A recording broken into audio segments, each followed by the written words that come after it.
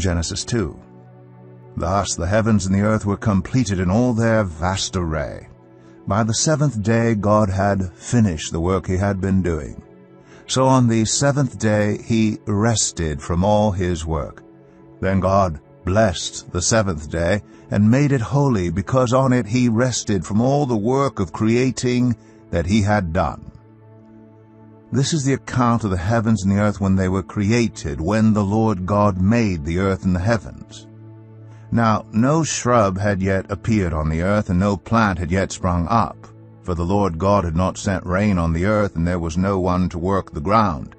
But streams came up from the earth and watered the whole surface of the ground.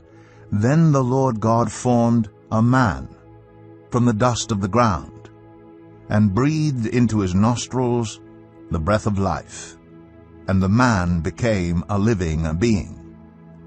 Now the Lord God had planted a garden in the east, in Eden, and there he put the man he had formed. The Lord God made all kinds of trees grow out of the ground, trees that were pleasing to the eye and good for food. In the middle of the garden were the tree of life, and the tree of the knowledge of good and evil. A river, watering the garden, flowed from Eden. From there it was separated into 4 headwaters. The name of the first is the Pishon. It winds through the entire land of Havilah, where there is gold. The gold of that land is good. Aromatic, resin, and onyx are also there. The name of the second river is the Gihon. It winds through the entire land of Cush. The name of the third river is the Tigris. It runs along the east side of Ashur. And the fourth river is the Euphrates. The Lord God took the man and put him in the Garden of Eden to work it and take care of it. And the Lord God commanded the man, "You are free to eat from any tree in the garden, but you must not eat from the tree of the knowledge of good and evil. For when you eat from it, you will certainly die." The Lord God said, "It is not good for the man to be alone. I will make a helper suitable for him." Now the Lord God had formed out of the ground all the wild animals and all the birds in the sky. He brought them to the man to see what he would name them.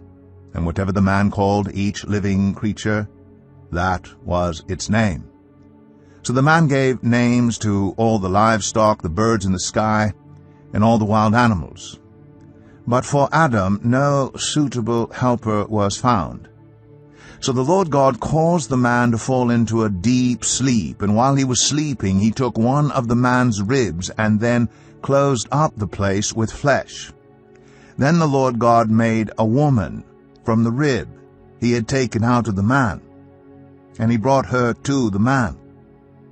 The man said, "This is now bone of my bones and flesh of my flesh. She shall be called woman, for she was taken out of man." That is why a man leaves his father and mother and is united to his wife, and they become one flesh. Adam and his wife were both naked, and they felt no shame.